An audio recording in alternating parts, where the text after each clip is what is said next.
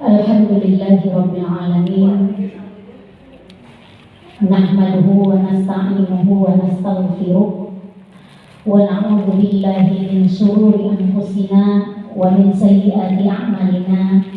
May yahdihillahu fala mudilla lahu wa may yudlil fala hadiya lahu. Asyhadu an la ilaha illallah wahdahu la syarika lah wa asyhadu anna Muhammadan 'abduhu wa rasuluh la nabiyya ba'da, amma ba'du. Pertama dan yang utama sekali, marilah kita bersyukur kehadiran Allah Subhanahu wa taala.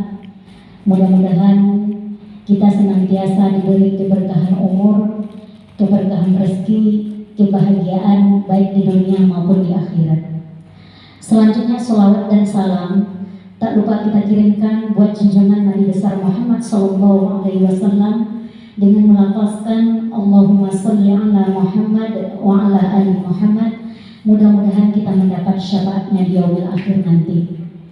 Yang sama-sama kita muliakan Ustadz atau penceramah kita pada sore hari ini, yaitu Ustadz Rudi Hartono SPDI. Seterusnya yang kami hormati Ketua Perwiritan Ibu-ibu anggota wirid silaturahmi Ikatan Keluarga Ocu yang berbahagia. Baiklah, pada sore hari ini kita akan mendengarkan tausiah yang akan disampaikan oleh Ustadz kepada kita bersama. Untuk itu mari kita dengarkan, kita simak dengan sebaik-baiknya. Mudah-mudahan apa yang disampaikan oleh Ustadz nanti dapat menjadi pelajaran bagi diri kita, sehingga kedepannya kita bisa menjadi orang yang lebih baik lagi. Dan untuk berkahnya acara kita pada siang hari ini, marilah sama-sama kita mulai dengan bacaan basmalah. Bismillahirrahmanirrahim. Kepada Ustadz kami persilahkan dengan segala hormat. A'udzu billahi minasyaitonir rajim. Bismillahirrahmanirrahim. Assalamualaikum warahmatullahi wabarakatuh. Alhamdulillahi rabbil alamin. Alhamdulillahilladzi khalaqas samawati wal ardi wa ma bainahuma tsumma istawa 'alal 'arsy. Asyhadu an la ilaha illallah wahdahu la syarika lah wa asyhadu anna Muhammadan 'abduhu wa rasuluhu. Allahumma shalli ala Muhammad wa ala ali sayyidina Muhammad. Qala Allah Ta'ala fil Qur'anil Karim. Bismillahirrahmanirrahim.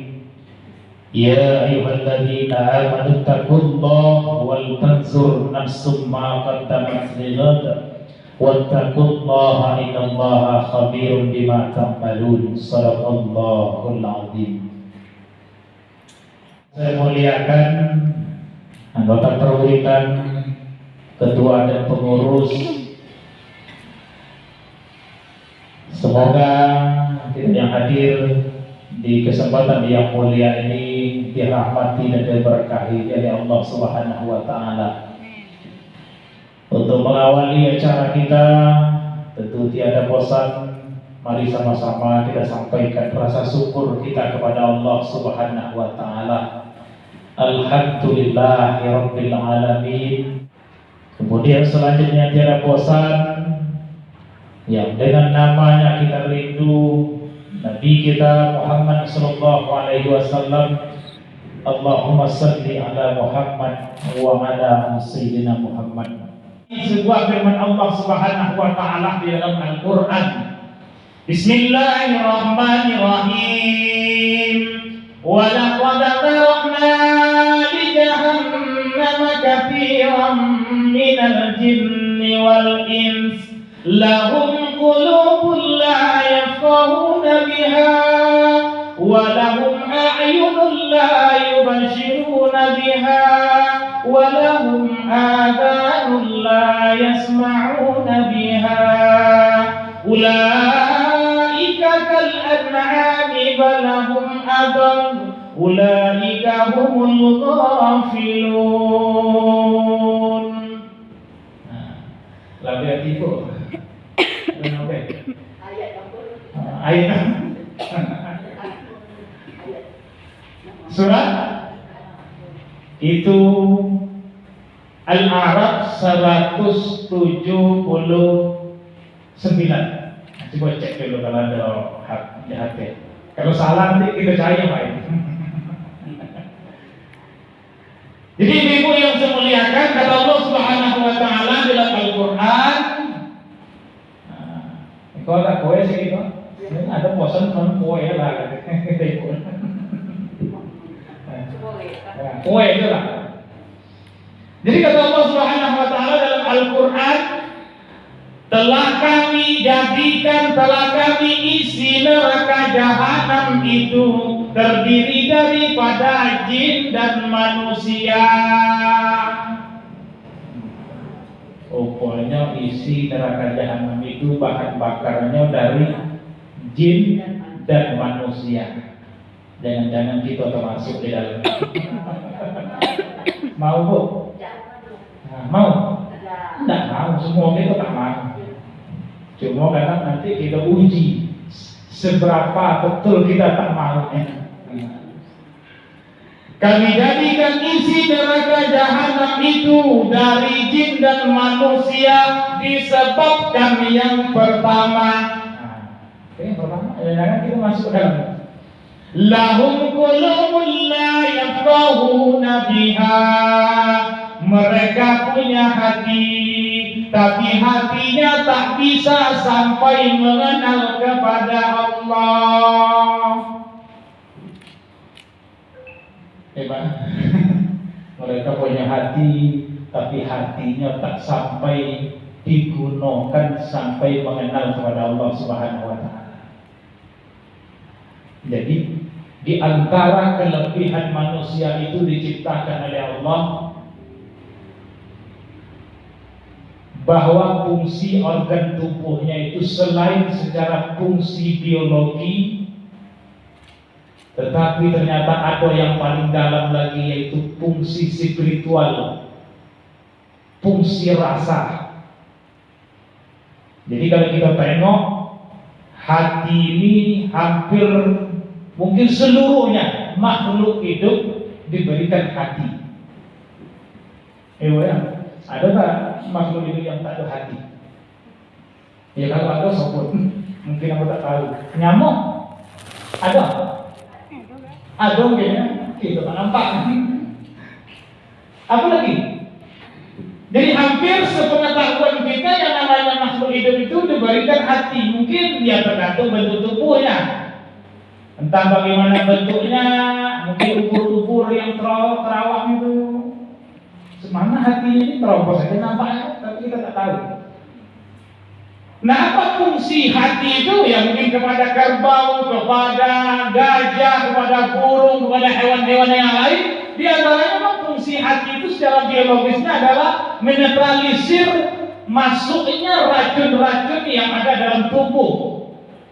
Jadi ketika masuk racun-racun kita dalam tubuh, masuk ke dalam hati melalui makanan-makanan, darah-darah kita itu sampai di hati, lalu dibersihkan, kemudian disebarkan lagi.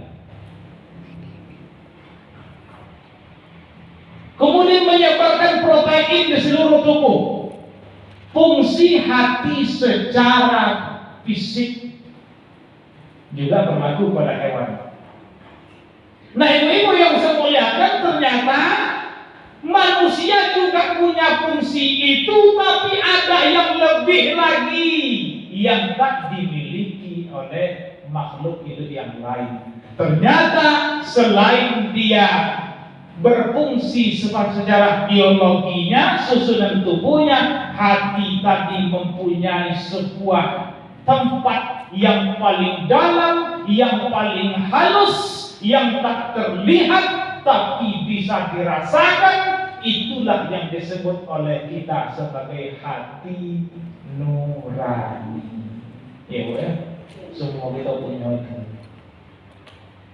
Itulah yang disebut dengan hati nurani, yang dia bisa bergetar yang dia bisa merasa, yang dia bisa membedakan, yang dia bisa menangkap petunjuk dari Allah Subhanahu wa taala yang tak tertangkap oleh mata dan telinga manusia. Di mana maksudnya? Dalam hati. Huwallazi anzala as-sakinata fi qulubil mu'minin liyazdadu imanan ma'a imanihim. Allah saja yang menurunkan ketenangan itu ke dalam hati orang-orang yang beriman. Tapi ternyata apa? Ketenangan itu bermula dari masuknya ke dalam hati oleh Allah.